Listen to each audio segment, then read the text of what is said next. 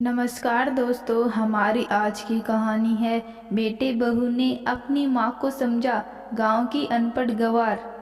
धीर अब बड़ा हो गया था, पढ़ लिख कर अब उसकी एक अच्छी सी नौकरी एक शहर में लग गई थी।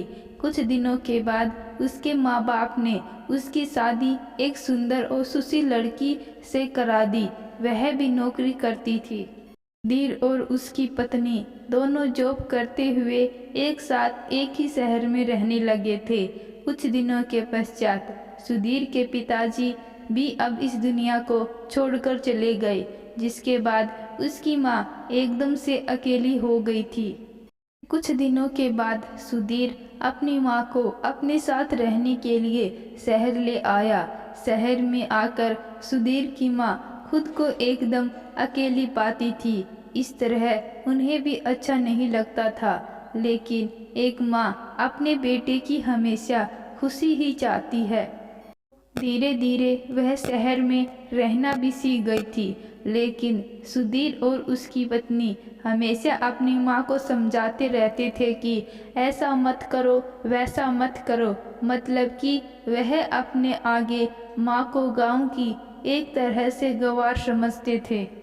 लेकिन माँ का दिल तो हमेशा से अपने बच्चों के लिए बड़ा ही होता है, सो वे भी सभी बातें चुपचाप सुनकर हाँ में हाँ मिलाकर रह जाती थी। एक दिन की बात है, सुबह सुधीर की पत्नी को ऑफिस जल्दी जाना था। वह सब कुछ जल्दी से तैयार करके सुधीर का खाना पैक करके ऑफिस चली गई।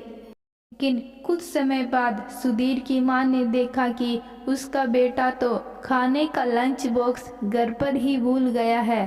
तो माँ ने बिना देर करते हुए फटाफट ऑफिस पहुँच गई और पास में कुर्सी पर बैठ गई, क्योंकि कंपनी में बाहर के व्यक्तियों को अंदर जाने के लिए मना था।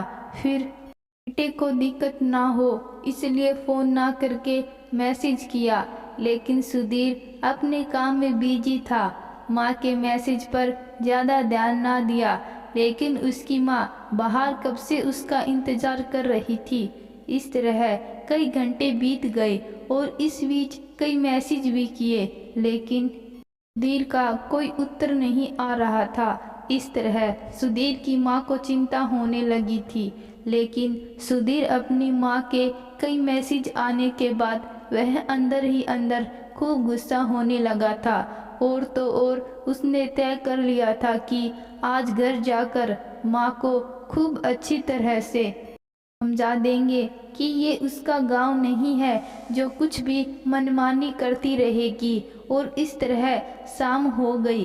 कंपनी के बाहर निकला तो देखा तो उसकी माँ वही खड़ी है, जिसे देखकर उसका गुस्सा सातवें आसमान पर था और बिना पूछे ही अपनी माँ को डांटने लगा। घर में खाली बैठे बैठे मैसेज करके मुझे परेशान करती रहती हैं, और अब तो उसके कंपनी में भी आ गई हैं। आखिर उनका यह गांव नहीं है जो मनमानी करती रहेगी। यह सुनकर सुधीर की माँ ने खाने का टिफिन सुधीर की ओर आगे बढ़ा दिया। इसे देखकर सुधीर को अब समझते हुए देर न लगी कि वह अपना खाना भूल गया था, जिसे माँ ने उसे देने के लिए यहाँ आई थी।